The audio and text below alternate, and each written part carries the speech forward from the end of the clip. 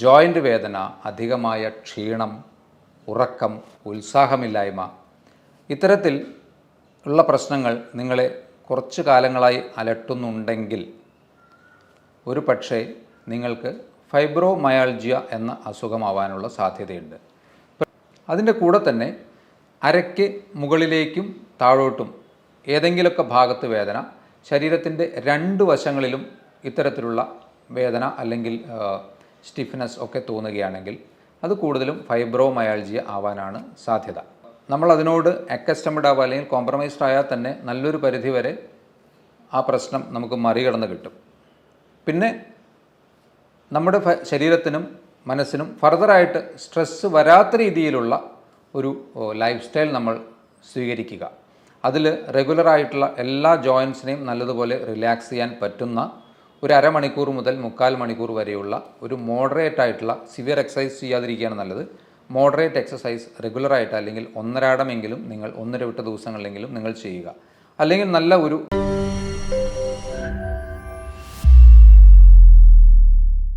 Hello friends, ഞാൻ doctor Abhiram. നിരന്തരമായ വിട്ടുമാറാത്ത വേദനകൾ, പ്രത്യേകിച്ച് എല്ലുകളിൽ നിന്ന് വേദന വരുന്ന പോലെ തോന്നുക, പേശികളിൽ നിന്നുള്ള വേദന, ജോയിൻ്റ് വേദന, അധികമായ ക്ഷീണം, ഉറക്കം, ഉത്സാഹമില്ലായ്മ, ഇത്തരത്തിൽ ഉള്ള പ്രശ്നങ്ങൾ നിങ്ങളെ കുറച്ച് കാലങ്ങളായി അലട്ടുന്നുണ്ടെങ്കിൽ ഒരു പക്ഷേ നിങ്ങൾക്ക് ഫൈബ്രോമയാൾജിയ എന്ന അസുഖമാവാനുള്ള സാധ്യതയുണ്ട്. പ്രത്യേകിച്ച് നിങ്ങൾ പല ഡോക്ടർമാരെയും കാണുന്നു, അവർ താൽക്കാലികമായുള്ള മെഡിസിൻസ് തരുമ്പോൾ അത് കുറയുന്നു. എന്നാൽ ലബോറട്ടറി ഇൻവെസ്റ്റിഗേഷൻസിൽ എടുത്തു പറയത്തക്ക പ്രശ്നങ്ങളൊന്നും കാണുന്നില്ല. വളരെ മിനിമലായിട്ടുള്ള ചില മൈൽഡ് ESR എലിവേഷനൊന്നും അല്ലാതെ മാരകമായിട്ടുള്ള മറ്റ് പ്രശ്നങ്ങളൊന്നും കാണുന്നില്ല എങ്കിൽ ഫൈബ്രോമയാൾജിയ എന്ന ഈ ഒരു അസുഖം ഇന്ന് വളരെ കോമൺ ആയിട്ട് കാണുന്നുണ്ട്. ഒരു പക്ഷേ അത് മുൻപും ഉണ്ടായിരുന്നിരിക്കാം, പക്ഷേ ഇന്നത് കുറച്ചുകൂടി വ്യാപകമായി കാണുന്നുണ്ട്. പ്രത്യേകിച്ച് ഈ പോസ്റ്റ് കോവിഡായിട്ടൊക്കെ ഒരുപാട് പേര് അത്തരത്തിൽ കംപ്ലയിൻറ്റ്സ് പറയാറുണ്ട്. അപ്പോൾ നമുക്ക് മറ്റൊന്നും കണ്ടുപിടിക്കാൻ പറ്റുന്നില്ല. പിന്നെ ഈ ഒരു ഇത്തരത്തിലുള്ള ഒരു ഗ്രൂപ്പ് ഓഫ് ലക്ഷണങ്ങളെ അവലംബിച്ച് നോക്കുമ്പോൾ അത് പലപ്പോഴും ഫൈബ്രോമയാൾജിയ എന്നൊരവസ്ഥയിലേക്കാണ് വിരൽ ചൂണ്ടാറുള്ളത്. അത് തന്നെ നമുക്ക് എന്തുകൊണ്ട് അത്തരത്തിലുള്ള അസുഖം വരുന്നു എന്ന് കൃത്യമായി നിർവചിക്കാൻ കഴിയുന്നില്ല. എന്നാലും ഒരു പ്രോബബിളായിട്ട് പലരിലും കണ്ടുവരുന്നത് അതൊരു ഫിസിക്കൽ ട്രോമ, ഫോർ എക്സാമ്പിൾ ഒരു ആക്സിഡൻറ്റിന് ശേഷം, അല്ലെങ്കിൽ ഒരു ഇമോഷണൽ ട്രോമ, അധികമായ മാനസിക സമ്മർദ്ദം നേരിടേണ്ടി വന്നതിന് ശേഷം, ചില ഇൻഫെക്ഷൻസിന് ശേഷം, അതാണ് ഞാൻ നേരത്തെ പറഞ്ഞ കോവിഡിന് ശേഷം പലരും ഇത്തരത്തിലുള്ള പ്രശ്നങ്ങൾ പറയാറുണ്ട്. അതുപോലെ ഒരു സർജറിക്ക് ശേഷം, എന്തെങ്കിലും മേജറായിട്ടുള്ള ഓപ്പറേഷൻസിനൊക്കെ ശേഷം ഇത്തരത്തിലുള്ള നോൺ സ്പെസിഫിക് ആയിട്ടുള്ള പെയിൻസ് പറയുക, അല്ലെങ്കിൽ നിങ്ങളൊരു അമിതമായൊരു വെയ്റ്റ് ട്രെയിനിങ് എടുക്കേണ്ടി വന്ന് നിങ്ങൾക്ക് ചെയ്യാവുന്നതിൽ കൂടുതലായിട്ടുള്ള ഒരു എക്സസൈസോ അല്ലെങ്കിൽ വെയ്റ്റ് ട്രെയിനിങ് ഒക്കെ ചെയ്തതിന് ശേഷം ഒക്കെ ഇത്തരത്തിലുള്ള പ്രശ്നങ്ങൾ കാണാറുണ്ടെങ്കിൽ അത് ഫൈബ്രോമയാൾജിയ ആവാനുള്ള സാധ്യതയുണ്ട്. അതിൽ ശരിക്കും നമുക്ക് ഫൈബ്രോമയാൾജിയ എന്ന ഒരു ഡയഗ്നോസിലേക്ക് എത്താൻ പറ്റുന്നത് ഒരു 3 മാസമോ അല്ലെങ്കിൽ അതിൽ കൂടുതലായിട്ടോ ഇത്തരത്തിലുള്ള നോൺ സ്പെസിഫിക് ആയിട്ടുള്ള പെയിൻസ്. അതിൻ്റെ കൂടെ തന്നെ അരയ്ക്ക് മുകളിലേക്കും താഴോട്ടും ഏതെങ്കിലുമൊക്കെ ഭാഗത്ത് വേദന, ശരീരത്തിൻ്റെ രണ്ട് വശങ്ങളിലും ഇത്തരത്തിലുള്ള വേദന അല്ലെങ്കിൽ സ്റ്റിഫ്നെസ് ഒക്കെ തോന്നുകയാണെങ്കിൽ അത് കൂടുതലും ഫൈബ്രോമയാൾജിയ ആവാനാണ് സാധ്യത. അത് പലരിലും ഇതിൻ്റെ കൂടെ നമുക്ക് വയർ റിലേറ്റഡ് ആയിട്ടുള്ള IBS പോലെയുള്ള പ്രശ്നങ്ങൾ, മൈഗ്രെയിൻ പോലെയുള്ള പ്രശ്നങ്ങൾ, അതുപോലെ ഈ ടെമ്പറോ മാൻഡിബുലർ ജോയിൻ്റ് എന്ന് പറയും, അതായത് നമ്മുടെ മേൽത്താടിയും കീഴ്ത്താടിയും തമ്മിൽ യോജിപ്പിക്കുന്ന ആ ജോയിൻറ്റിൻ്റെ വേദന അല്ലെങ്കിൽ നീർക്കെട്ട്, ഇതൊക്കെ നിരന്തരമായി വരിക, ഇത്തരത്തിലുള്ള ഗ്രൂപ്പ് ഓഫ് ലക്ഷണങ്ങളൊക്കെ ഇതിൻ്റെ കൂടെ, അല്ലെങ്കിൽ അധികമായ ഡിപ്രഷൻ, ഒരു മൂഡ് സ്വിങ്സ്, അതായത് ചിലപ്പോൾ കുറച്ച് എലിവേറ്റഡ് ആയിട്ടുള്ള മൂഡ്, ചിലപ്പോൾ കൂടുതലായിട്ട് ഡിപ്രഷൻ, കൂടുതലും ഡിപ്രഷനാണ് കാണാറുള്ളത്. ഇതൊക്കെ ഇതിൻ്റെ കൂടെ ചിലപ്പോൾ അസോസിയേറ്റഡ് ആയിട്ട് കാണാനും സാധ്യതയുണ്ട്. ഇത്തരത്തിലുള്ള വ്യക്തികൾക്ക് പലപ്പോഴും ഉറക്കത്തിന് ശേഷം ഒരു റിഫ്രഷ്ഡ് ആയിട്ട് തോന്നുകയില്ല. അതായത് നമ്മൾ ഒരു 8-10 മണിക്കൂറൊക്കെ ഉറങ്ങിയാലും ആ ഉറക്കത്തിൽ ഇത്തരത്തിലുള്ള നോൺ സ്പെസിഫിക് തരിപ്പ്, കടച്ചിൽ, പെയിൻ, ഇതൊക്കെ കൊണ്ട് ഉറക്കം നഷ്ടപ്പെടുകയും ആ ഉറക്കം കഴിഞ്ഞാൽ നല്ലൊരു റിഫ്രഷ്മെൻറ്റ് കിട്ടാതിരിക്കുകയും ചെയ്യും. ഇതെല്ലാം ഇതിൻ്റെ ലക്ഷണങ്ങളാണ്.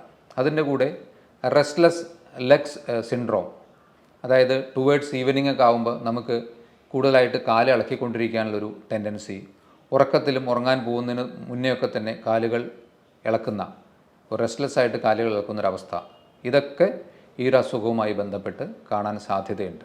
അതിൻ്റെ കൂടെ തന്നെ ചില വ്യക്തികൾക്ക് ബ്രെയിൻ ഫോഗ് പോലെയുള്ള പ്രശ്നങ്ങൾ, അതായത് ശരിയായ രീതിയിൽ കോൺസെൻട്രേറ്റ് ചെയ്യാൻ പറ്റായിക, ഓർമ്മക്കുറവ്, അങ്ങനെ വളരെ വിവിഡായിട്ടുള്ള ഒരു ഗ്രൂപ്പ് ഓഫ് സിംറ്റംസാണ് ഈ ഫൈബ്രോമയാൾജിയയ്ക്ക് കാണാറുള്ളത്. അത് ചിലപ്പോൾ പാരമ്പര്യ ഘടകങ്ങളായിട്ടോ അല്ലെങ്കിൽ നേരത്തെ സൂചിപ്പിച്ചതുപോലെയുള്ള trauma, emotional mental trauma, surgery, ഇതൊക്കെയുമായി റിലേറ്റഡ് ആയിട്ടും ഈ ഒരു ഫൈബ്രോമയാൾജിയ കാണാൻ സാധ്യതയുണ്ട്. എങ്ങനെയാണ് നമുക്ക് ഈ ഒരു അസുഖത്തെ ട്രീറ്റ് ചെയ്യാൻ പറ്റുക? ശരിക്ക് ഇതിനൊരു ഡെഫിനിറ്റീവായിട്ടുള്ള ട്രീറ്റ്മെൻ്റ് ഇല്ല. നമ്മൾ ഫൈബ്രോമയാൾജിയാണ് എന്ന് തിരിച്ചറിഞ്ഞു കഴിഞ്ഞാൽ നമ്മൾ അതിനോട് അക്കസ്റ്റംഡ് ആവുക അല്ലെങ്കിൽ കോംപ്രമൈസ്ഡ് ആയാൽ തന്നെ നല്ലൊരു പരിധി വരെ ആ പ്രശ്നം നമുക്ക് മറികടന്ന് കിട്ടും. പിന്നെ നമ്മുടെ ശരീരത്തിനും മനസ്സിനും ഫർദറായിട്ട് സ്ട്രെസ്സ് വരാത്ത രീതിയിലുള്ള ഒരു ലൈഫ് സ്റ്റൈൽ നമ്മൾ സ്വീകരിക്കുക. അതിൽ റെഗുലറായിട്ടുള്ള എല്ലാ ജോയിൻസിനെയും നല്ലതുപോലെ റിലാക്സ് ചെയ്യാൻ പറ്റുന്ന ഒരു അരമണിക്കൂർ മുതൽ 3/4 മണിക്കൂർ വരെയുള്ള ഒരു മോഡറേറ്റ് ആയിട്ടുള്ള, സിവിയർ എക്സസൈസ് ചെയ്യാതിരിക്കുകയാണ് നല്ലത്, മോഡറേറ്റ് എക്സസൈസ് റെഗുലറായിട്ട് അല്ലെങ്കിൽ ഒന്നരാടമെങ്കിലും നിങ്ങൾ 1-2 ദിവസങ്ങളിലെങ്കിലും നിങ്ങൾ ചെയ്യുക. അല്ലെങ്കിൽ നല്ല ഒരു നടത്തം പ്ലസ് ഒരു medium all over the body stretching ചെയ്താലും മതി.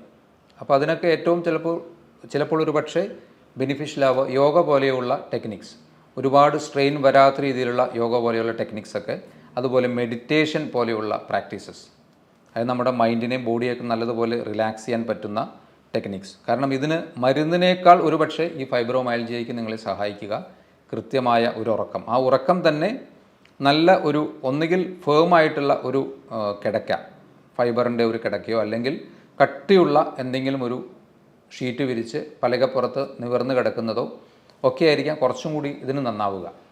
കാരണം സാഗ് ചെയ്യുന്ന, നമ്മൾ കിടക്കുന്ന ഭാഗങ്ങളിൽ കുഴിഞ്ഞു പോകുന്ന രീതിയിലുള്ള കിടക്കുകളിൽ കിടക്കാതിരിക്കുകയായിരിക്കും നന്നാവുക. അപ്പോൾ കൃത്യമായിട്ടുള്ളൊരു ഉറക്കം മൈൻഡിനെയും ബോഡിയെയും റിലാക്സ് ചെയ്യാൻ പറ്റുന്ന തരത്തിലുള്ള സ്ട്രെച്ചിങ് എക്സസൈസസ് അല്ലെങ്കിൽ നടത്തം, അതുപോലെ കൃത്യമായ വെള്ളം കുടിക്കൽ, ഓവർ സ്ട്രെസ് എടുത്തുള്ള വർക്ക് ചെയ്യാതിരിക്കൽ, ഇതൊക്കെ ആയിരിക്കും ഇതിന് കുറച്ചും കൂടി ബെനിഫിഷ്യൽ ആവുക. ഫൈബ്രോമയാൾജിയ വന്നു കഴിഞ്ഞാൽ പലർക്കും ഇത് കൃത്യമായി മാറിക്കിട്ടില്ല എന്നുള്ളതാണ് കാണാറുള്ളത്. ചിലപ്പോൾ ഒരു ഫേസ് ഓഫ് കുറച്ച് കുറയുന്നൊരവസ്ഥ ഉണ്ടാവാം, വീണ്ടും ഇത് തലപൊക്കും. അപ്പം അതുകൊണ്ട് നമ്മൾ കൃത്യമായിട്ടുള്ളൊരു മെയിൻ്റനൻസിലൂടെ പോവുകയാണെങ്കിൽ അത് നമ്മളെ വല്ലാതെ ബുദ്ധിമുട്ടിക്കുകയില്ല. ഇതിൻ്റെ കോംപ്ലിക്കേഷൻസ് ആയിട്ട് ശരിക്കും വരാവുന്നത്, നമുക്ക് നമ്മുടെ പ്രധാനപ്പെട്ട ഒരു കാര്യം എന്നുള്ളത് നമ്മുടെ ക്വാളിറ്റി ടൈം ശരിക്കും യൂട്ടിലൈസേഷൻ ചെയ്യാൻ പറ്റില്ല എന്നുള്ളതാണ്.